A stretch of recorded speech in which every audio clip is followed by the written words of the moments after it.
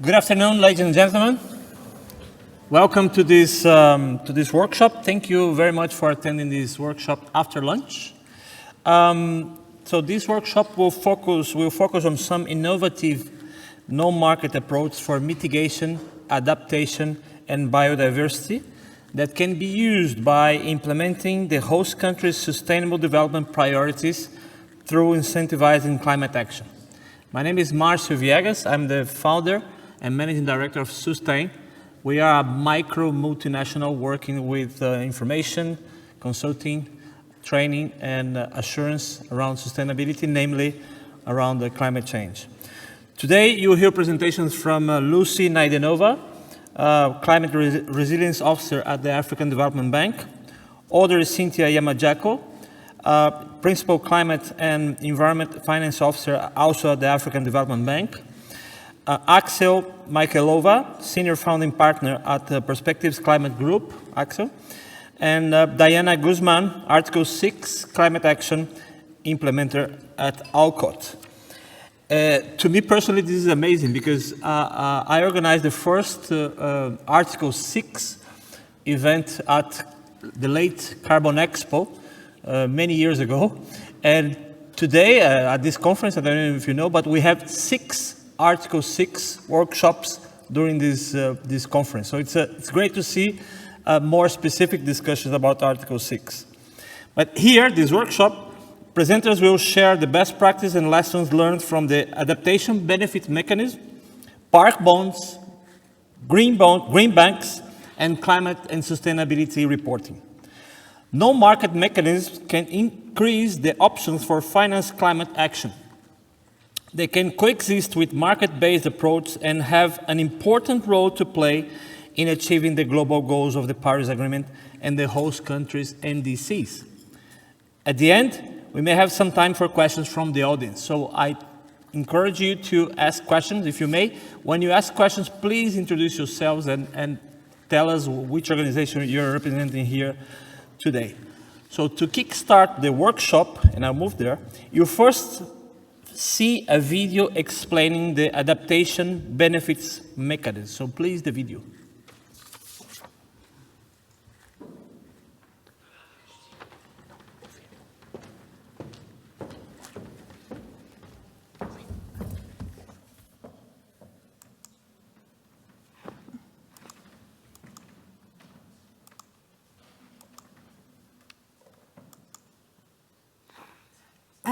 Excuse me, you have uploaded the third presentation.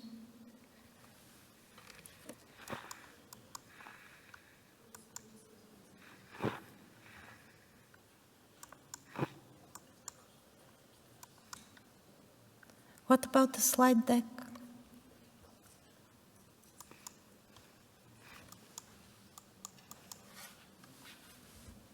Sorry about that.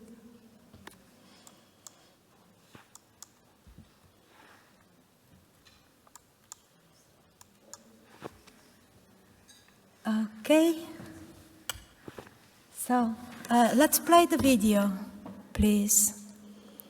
Benefits mechanism is a gift from African experts to all regions vulnerable to climate change. It will help to raise public and private sector finance for implementing the Paris Agreement on climate change. The African Development Bank is piloting the ABM in Africa with demonstration projects and institutional arrangements.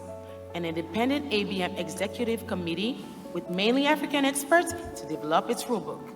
Uganda, Cote d'Ivoire, Eswatini, and Kenya championed the ABM in the intergovernmental climate change negotiations under the United Nations. The ABM aims to achieve for adaptation what the carbon markets have been achieving for mitigation already for more than 20 years. Billions of new investments and countless new clean and sustainable projects. Africa is already suffering from the negative impacts of climate change, which are expected to increase in frequency and magnitude over the next decades. However, the adaptation area is lagging behind mitigation in almost all technical, financial, and policy aspects. Currently, adaptation finance is mainly public and grant-based and is not enough to meet the needs and priorities of African countries. Many good adaptation projects do not have access to climate finance, either because they deliver to the public good and do not generate enough revenues, or because they target the most poor and vulnerable communities which do not have enough means to pay back commercial loans. The ABM offers a solution. Recognize and monetize the impacts and co-benefits of adaptation action for people, nature, and sustainable economic development. The ABM certifies all adaptation impacts and co-benefits following a well-tested model that has already been used successfully for mitigation. The ABM helps to fill the gap for robust adaptation metrics and indicators by introducing methodologies and verification. This brings adaptation closer to the level of development and mitigation area. A certified adaptation benefit delivers a package of project-specific, quantified, and verified information on progress towards resilience, co-benefits, and climate finance. Such information is currently scarce. It is needed for reporting by those who want to contribute to climate change adaptation and finance, governments, impact investors, and the private sector. We count on the commitment to achieving resilience for all faster to make the ABM work together. By engaging new actors, tapping on new sources of finance, and improving access to finance, the ABM contributes to achieving a paradigm shift towards low emissions, climate resilient, and sustainable development. If you want to contribute, participate, or know more, visit www.abmechanism.org. Thank you. You just saw a video about one of the non-market approaches piloted by the African Development Bank in Africa, which is actually also applicable for other regions. I'm not sure if the sound was very good, but I'll just summarize. It's a results-based approach rewarding adaptation actions for their co-benefits and making transparent the climate finance. I see that some of you are from the carbon markets. You know that 20 years ago, nobody knew how to quantify, demonstrate emission reductions, and a very robust approach was developed consisting of process, some institutional arrangements, baseline and monitoring methodologies, a process that will ascertain the international community that actions initiated by the private sector are additional, make sense, and deliver emissions reductions. This technical part of the approach for mitigation, we are now translating for adaptation because we have faced the same challenge as we did for mitigation 20 years ago. So we are using these good bits and we are adapting them to the context of the Paris Agreement and adaptation. So it is resulting in a non-market approach that produces certificates that do not deliver a universal unit, but a project-specific verified and quantified information, which is needed for transparency. Transparency is at the heart of the Paris Agreement, and such information is scarce. So this is just one of the approaches. We started developing it in the bank immediately after the adoption of the Paris Agreement, based on demand by African countries, because the adaptation was in there, was a global goal, but not tools to actually implement the global goal. And knowing how long it takes to develop a mechanism, we started already in 2016, and in 2019, we launched a pilot phase by creating interim institutional arrangements of ABM Secretariat, ABM Executive Committee with its methodology panel roster of experts, and some other arrangements, and starting with demonstration projects to showcase on the ground how this mechanism could work. We already have one approved methodology, about 8 projects. 8 projects are already being implemented, and a pipeline of about 30 projects is still seeking finance. We have 4 African countries who pioneered this approach: Cote d'Ivoire, Uganda, Kenya, Eswatini, They're acting as ABM champions in the negotiation on climate change, and they're the first movers on these mechanisms in Africa. But by now we have about 20 African countries where either the public or the private sector is proposing demonstration projects. We have also an online platform, a website, where all the methodologies and other information is uploaded. By now there is a full set of key guidelines for project developers on how to implement ABM, and we are ready for scaling up across Africa and spreading to other regions. So the next step is to try to establish a fund, Adaptation Benefits Fund for Africa. We are seeking donors. We already have one. We hope a few others will join. And this fund will act more or less as carbon markets fund, but it will purchase certified adaptation benefits. We hope that with this last step, we can showcase completely how the mechanism works, and it will be picked up by other organizations as well. Next to the ABM, the African Development Bank recently started piloting also park bonds. This is a new instrument on the intersection between climate change mitigation, adaptation, and biodiversity. It is meant to help maintaining natural reserves. We are going to finance a pre-feasibility study in Western Africa soon. Also, we have another non-market approach that is being piloted, is green banks. My colleague Audrey will give you more information in the next presentation.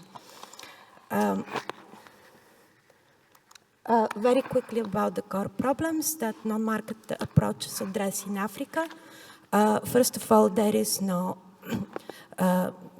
single mechanism that can resolve all problems in the developing world. You know that from the previous regimes. So we need a whole variety of instruments. Adaptation is a priority for all African countries for climate action. They have included it in their NDCs, and we as regional bank have to act upon it and deliver finance and financial instruments. Africa is one of the most vulnerable regions and is already suffering losses and damages from climate hazards, which are expected to increase in the future. They're aggravating other development problems, and the sooner we act, the cheaper it will be for the global community to help Africa realize the low emissions, sustainable, resilient development that we seek. Action at all levels and by all is needed. Currently, there are actors who are not involved in climate change. With a variety of instruments, including non-market instruments, we can tap on new sources of finance and include new actors. There are no international cooperative approaches for adaptation yet. They all have to come bottom up. So we are working on that to propose them. Next to climate change, nature is already set on the agenda. You all know that some of the biodiversity loss and land degradation is caused partially by climate change. Next to a number of problems that such non-market approaches can address, we also have plenty of opportunities. The Paris Agreement introduced a whole new world. We should not be stuck in the thinking of previous regimes, but embrace now the bigger challenge and the broader range of opportunities that we have to engage and seek win-win solutions for all. You may have noted that developed countries promised at COP26 in Glasgow to double their adaptation finance, but there are no instruments to do that. We are offering some channels that are attractive and that offer things that have not been offered before, such as MRV information on climate change information. in exchange for finance of quantifying this information, which developed countries actually need and like. There are plenty of technologies and solutions for adaptation that have proven to be effective, and they can be disseminated more widely just with a little bit of push and a little bit of incentives that are adequate. Article 6.8 on non-market approaches is the only hook in the Paris Agreement that allows for cooperative approaches on adaptation to be introduced in the Paris Agreement climate regime. We are making full use of this opportunity. Okay, Lucy. Yes. Conclude, please. And the public and the private sector have an important role to play when you develop new mechanisms to de-risk them for broader use. The African Development Bank is an international organization with this role. My last slide is a summary of what I just said. The non-market mechanisms are not such some kind of a vague instrument. They can actually help to address climate challenges that have not been resolved so far by the carbon market. They can scale up climate action, involve new actors and tap on new resources. They can create incentives for the private sector. We see that through our conversations with the private sector and the impact that quantifying adaptation has on attracting co-finance for adaptation projects and for creating new markets for adaptation technologies. So the question is no longer whether non-market approaches are needed, but how fast they can become available for broader use. And our impression is that they can become available faster than Article 6.4 and 6.2, who are also very needed. So whoever wants to act on climate now can actually already start through non-market approaches. And the good news is that many organizations are already working on a range of non-market approaches. And as you see, the African Development Bank as well. Thank you. Thank you very much, Lucy.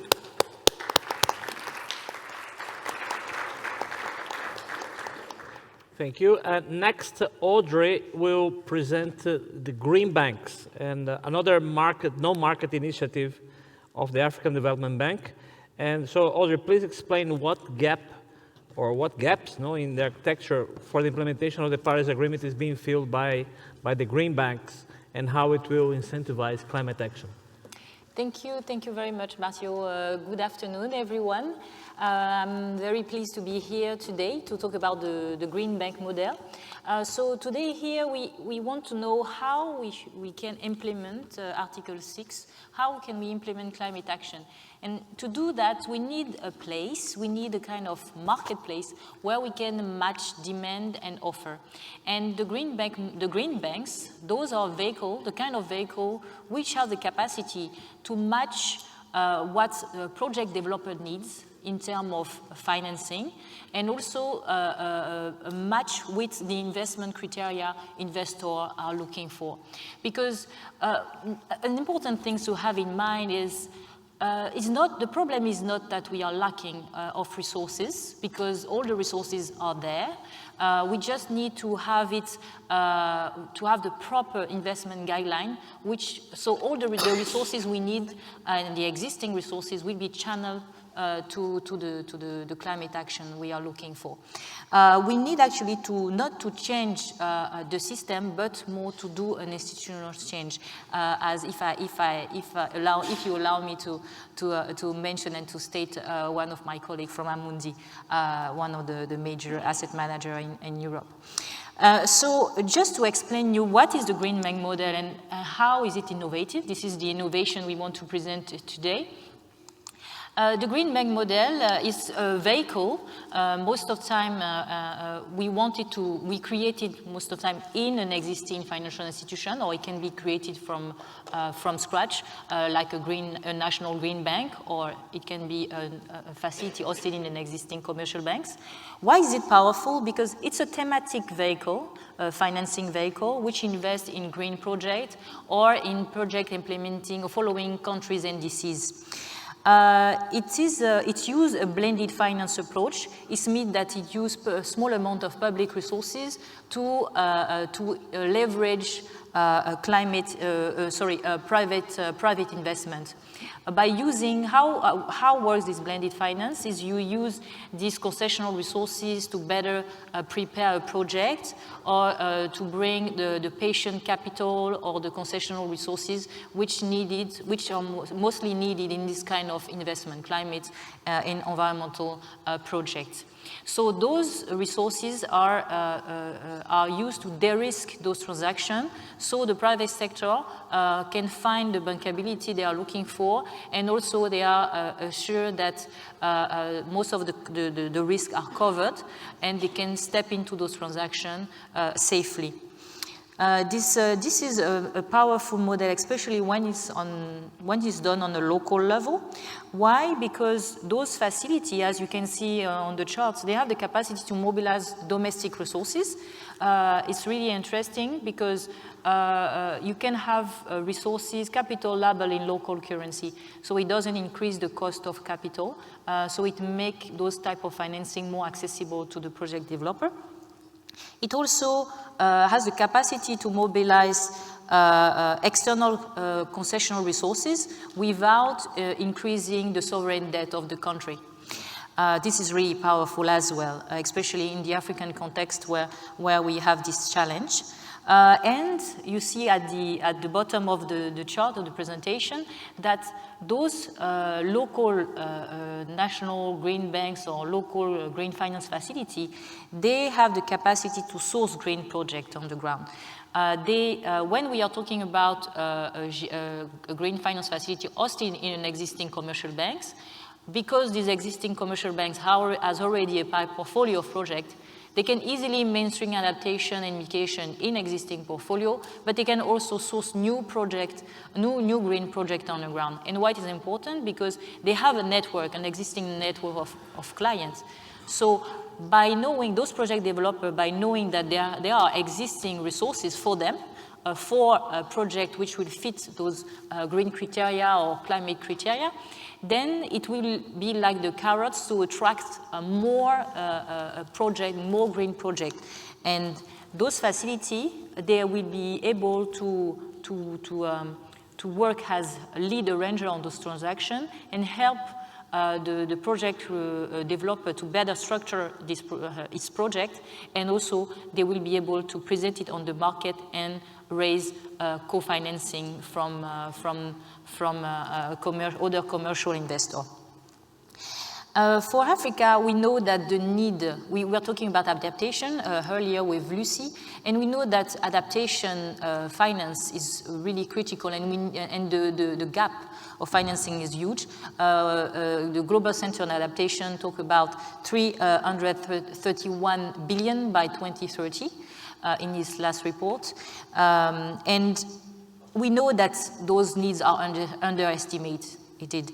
Why a green bank can help in financing adaptation? First, those green banks, those local green finance practitioners, they will be able to build a pipeline of adaptation projects. They will be, especially in Africa, where we know that 80% of the employment are provided by SMEs. We are talking about small entrepreneurs, we are talking about micro enterprise, individual entrepreneurs. So we need to provide these resources at their level, the capacity as well, through their financial intermediaries. It's really important to build a better structured projects. We have a lot of projects actually on the ground. It's not a problem of lacking those projects. We need to make them, reach the point of shifting from commercially viable to bankability. And this is what this green bank model is capable to do. It's also important to match those kind of fundings or financing with the needs of those project developer in the shape that it's useful. They can use it for their project. And also those green finance practitioners in those green bank, they have the capacity to better monitor the project and report on those impacts, which we know is critical to support and to inform our climate policy. And those financial banks, those green banks, they will also be the one who will be able to finance and to fund adaptation benefit mechanism, because they will have the capacity. They will know that, for example, when a project developer can provide a ABM certificate, that this has a value on the market. So they will be eager to lend money to those project developers. So it's really creating an important, a huge new business opportunity, because through the ABM, through this financial mechanism, now adaptation will be more bankable.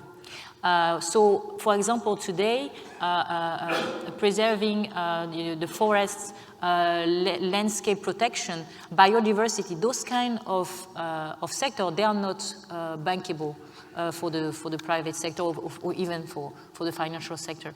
By this kind of products, the African Development Bank is developing, then now they will have a financial interest, because we know that there is a demand, that there is a value for this kind of a certificate. So we can sell it, and the green banks networks, they are the lender who will support those kind of projects. So it's really important for the climate action in general. The African Development Bank, as you can see, work on this topic, and we are actively engaged. First, we commit our own resources to climate action. 25 billion is committed by 2025 to climate finance. Last 5 years program, we commit 12.5 billion. So we are doubling our objectives. We are also really active in scaling up the resources available and developing new pipeline of projects through, for example, flagship initiative like the AAAP, African Adaptation Acceleration Program, also Global Alliance on Infrastructure, Asia. We also engage actively relevant actors like the financial sector within the African Financial Alliance on Climate Change. So we inform those kind of actors which are really important in climate action. Especially, we inform them in how they can incorporate environmental and climate risk into their operations. So we bring financial actors. We know that they are key in this action. We are also developing innovative financing mechanism like ABM, and developing as well an ecosystem of green banks to support those initiatives. So I will stop here, and I will be happy to answer a question. Yes. Well, thank you very much, Audrey, for the very clear explanation. A big applause.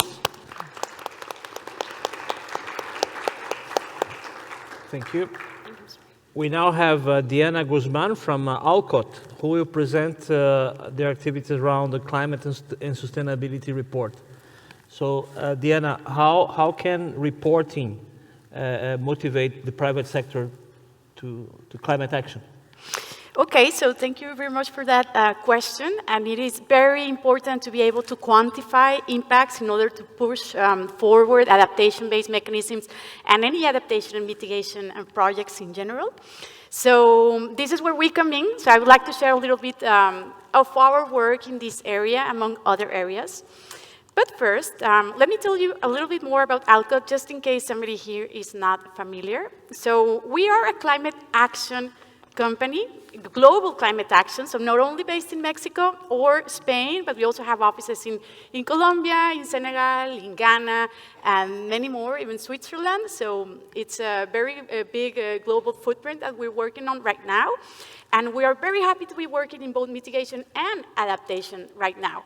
So the main focus of ALCOT is developing projects. So we've been in business quite a while now since 2009, and actually last year, around 10% of the carbon credits that were out in the voluntary carbon markets were facilitated by ALCOT. So we have quite a good experience working with mitigation and adaptation, and including also the CDM. So this experience is based both in nature-based solutions and in technological-based solutions, and we're basically working in all of the mitigation action sectors that a country reports on. And also on reforestation, afforestation, cook stoves, landfill gas, so all sorts of climate action. Our project portfolio covers most of the countries that are in need of support, of financial support. So we have people working based from all of the countries where we operate. So this is mostly a South-South cooperation, which adds it's a plus to our projects. So right now we're working on over 254 projects, and I'm going to show you specifically one that I want to show you that we're working with the African Development Bank. So thank you very much for that. So right now, this is a very special moment for ALCOT, because as of this year, we have now opened an Article 6 office that is dedicated exclusively to push forward the voluntary cooperation between countries. So we have in-house Article 6 experts, which makes us really unique. We participate in the transparency processes of the UNFCCC. We are part of the Article 6.4 newly formed roster of experts, so we're very proud of that too. And we are getting prepared to announce our first success stories probably at COP28 in Dubai. So not yet, but very soon.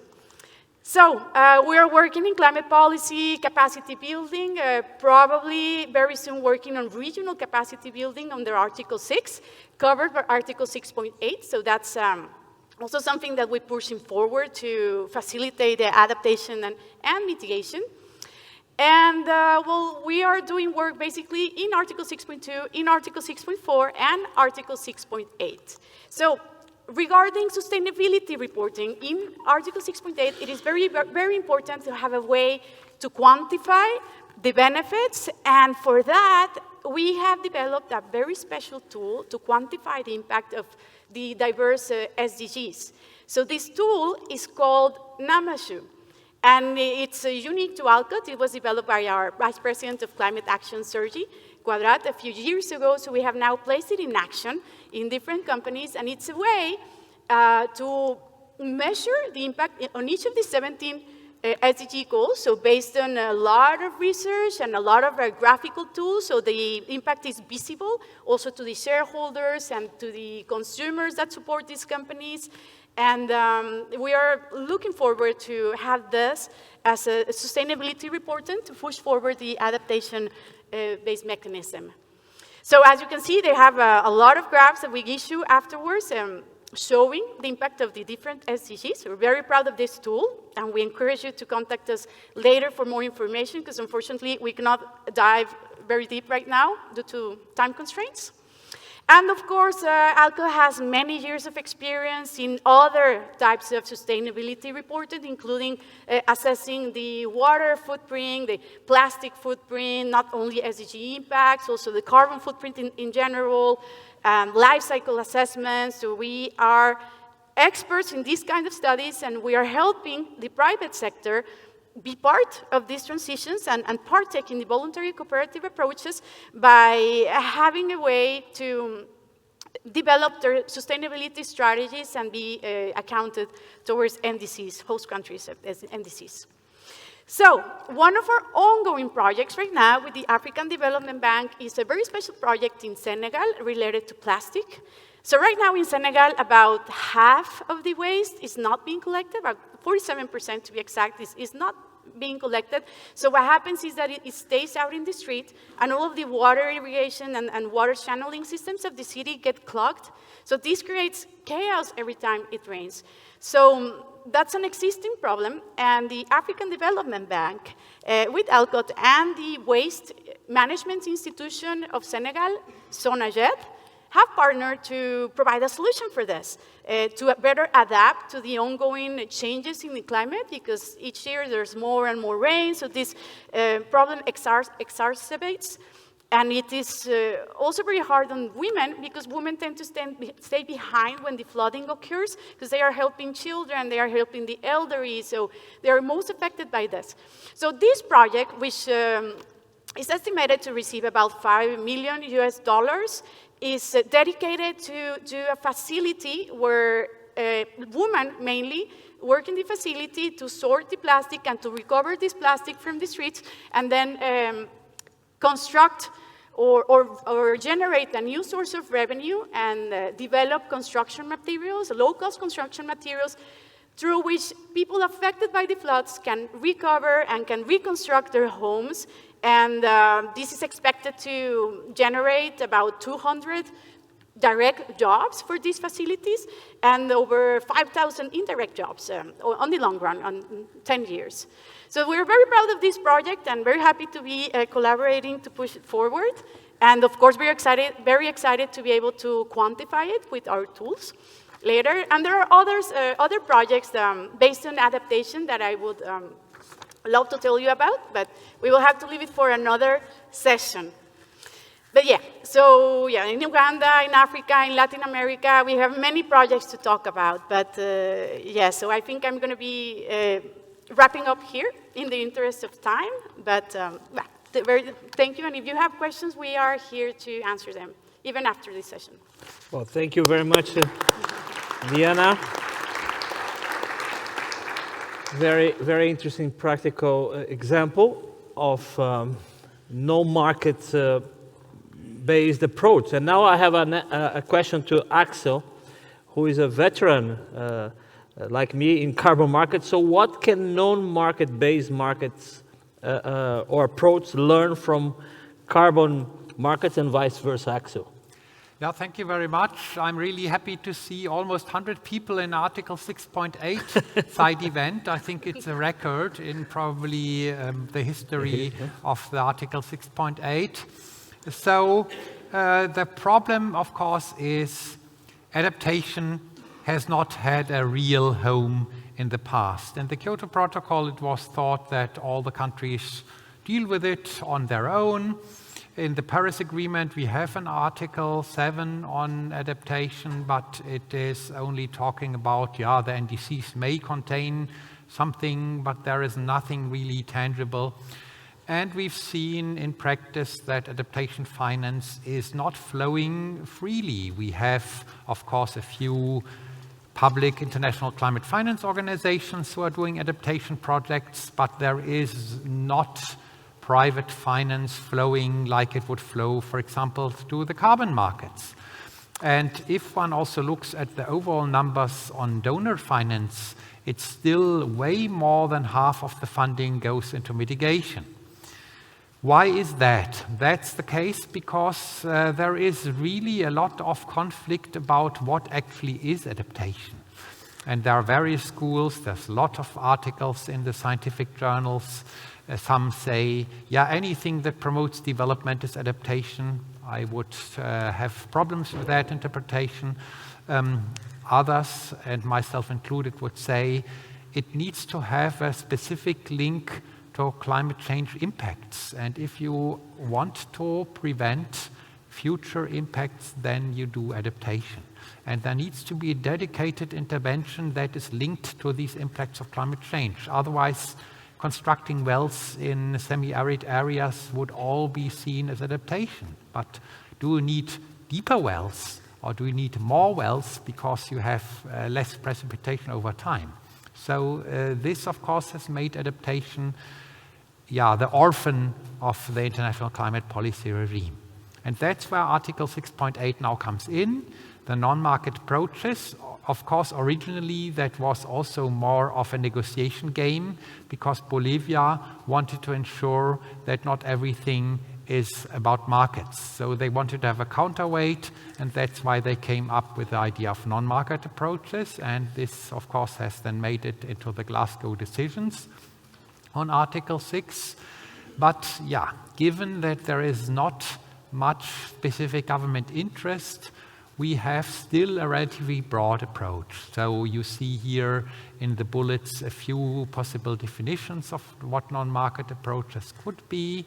Of course, as in the Paris Agreement usually is the case, it's a bottom-up approach, supporting NDCs, and that, of course, you now need to see how to promote these non-market approaches internationally, because if you don't have a credit to sell, how would the money flow? And of course, the developed countries were fearing that Article 6.8 would just become another international public climate finance mechanism, and they didn't want to cough up additional money. So that's why we have a bit of uneasiness about the future approach to actually develop such Article 6.8 activities. And that's, of course, where now we need, on the one hand, ensure that we have sufficient differentiation. And Lucy has, of course, mentioned the Adaptation Benefits Mechanism. And the Adaptation Benefits Mechanism actually is the first real international attempt to operationalize private finance for adaptation. So not public finance, not general development finance, not mitigation finance. And what is important, of course, to understand, its governance is structured similar to governance that we've seen with international market mechanisms. So, of course, one would learn from the past experience. There is a pilot phase. Of course, the start of the work was delayed by COVID, so the pilot phase is now running until 2025. And the critical aspect is the mechanism wants to operationalize measurement and verification of adaptation benefits. And these, of course, are not tradable certificates. It's a non-market approach, but they want to allow and enable private financiers to actually show to the world what they are generating in terms of adaptation benefit. And of course, the ideal approach theoretically would be the NDC would have an adaptation target, then this adaptation target would mobilize specific activities, and that then the adaptation benefits mechanism would provide private funding that, of course, would probably not fund all the projects, but a subset of the projects, define the results framework, and thereby have a virtuous circle, which of course would then probably enable in the update of the next NDC to have even more adaptation.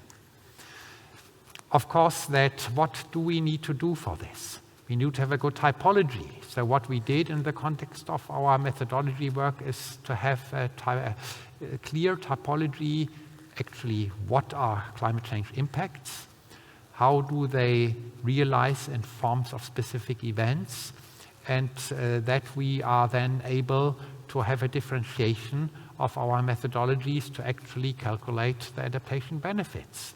And of course, we would like to have a very open discussion about this approach, which is so far not used by any other institution. So I think we are front runners in that aspect.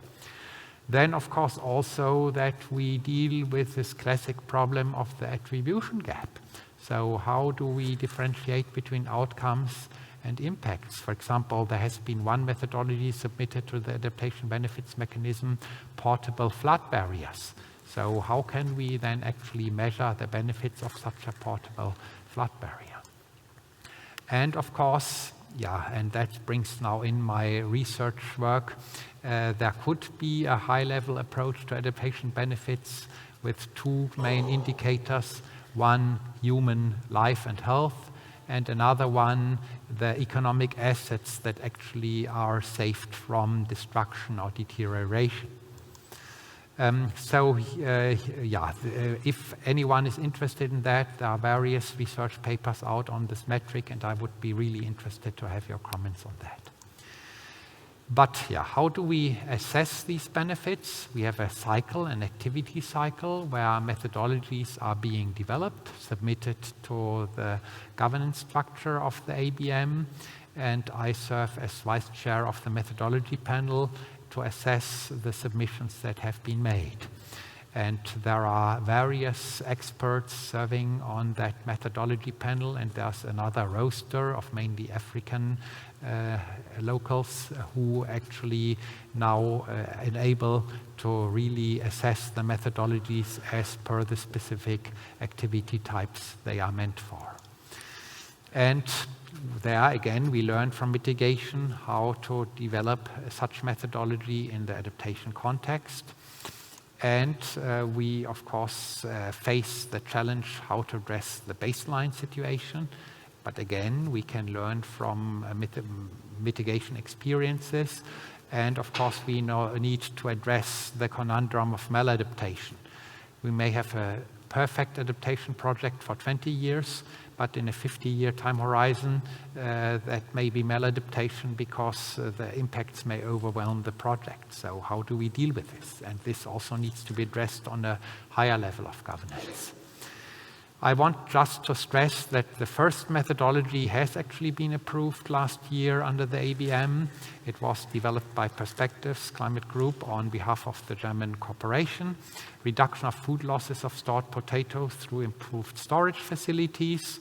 This baseline applies a concept which is called storage degree days.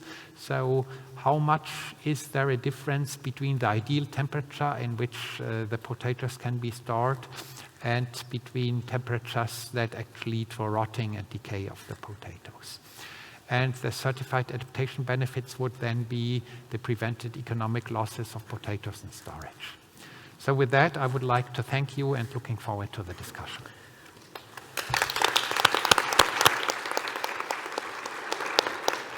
Well, thank you very much, Axel, for your explanation about the benefits. I hope that soon we will have lots of cabs in the known market. And I encourage you to ask questions. I think that there is a mic around. If not, yes, there is a microphone around. And well, I would like to thank you while you think for being here. More than 100 people. We are not, well, we're not losing two, but we have more people now than at the beginning, so that's good news. It's really amazing to see all this audience, plus people online to discuss Article 6.8. Imagine when you go back home, what did you do today? I went to a workshop on Article 6.8. So questions, remarks, comments? Nope. So I have a question to you all, maybe, starting with Axel, maybe. When do you foresee more methodologies being approved, and what sort of methodologies you are looking for? Well, the important thing, of course, is that we have sufficient funding for the support structure of the ABM to actually work. There was a bit of a hibernation period because, yeah, at some point we couldn't pay the experts anymore. So, yeah, that was unfortunate. But it seems that now the high level of the African Development Bank is putting serious resources into the mechanism again. So I'm hopeful that this year we'll be able to process 2 to 3 further methodologies. And yeah, we've seen really interesting submissions. For example, these portable flood barriers. It's a fascinating concept, and technically it's very advanced. So I'm really looking forward to seeing such methodologies, or for example, agroforestry, resilience improvement. So the stuff is out there. We just need the resources to be able to process it, and also, of course, to get the private sector appetite to actually, yeah, finance these certified adaptation benefits. So Audrey, Lucy, after the bank, the African Development Bank, see this level of interest, do you think that we can commit more resources to develop more methodologies? Actually, the bank's president is very excited about the results so far, and he's asking us now to work harder than ever. Right now, there is the annual meeting of the African Development Bank, where the issue of funding based on the results will be raised with all donor countries. So we expect to be able to scale very quickly. About the methodologies, of course, the demonstration projects are candidate projects until approved by an independent committee. But what we see that is coming are methodologies about adaptation types that can actually be broadly applicable to projects similar to the applicants for free, which will make next projects easier and cheaper for development. We saw a methodology for portable dams, a methodology that will provide a safe drinking water for Madagascar, which is being hit by numerous extreme events in the past 2 years that have destroyed the water sources, especially in the rural communities. We also saw a methodology being prepared for sustainable and resilient cocoa production. The cocoa trees are very sensitive to climate change, especially to rising temperatures and changing seasons. And this is what's happening. So the productivity is going down while the demand for cocoa and chocolate is growing in the world. Yeah, we know that. Well, thank you very much, Lucy. Thank you, Audrey. Thank you very much, Axel and Diana, for this panel. I think that, if I may conclude anything, I think that the known market, I hate this name, but this is what we have, the known market approach are growing, not just with different ideas, but clearly the demand is growing. I mean, not just because of this number of people here today, but we have learned a lot from carbon markets, the mistakes we made in the past. We keep making those mistakes, by the way. And we saw some good news here today with at least one methodology already approved and critical and practical examples of what has been done. So with that, I end this workshop. So a warm applause and thank you very much.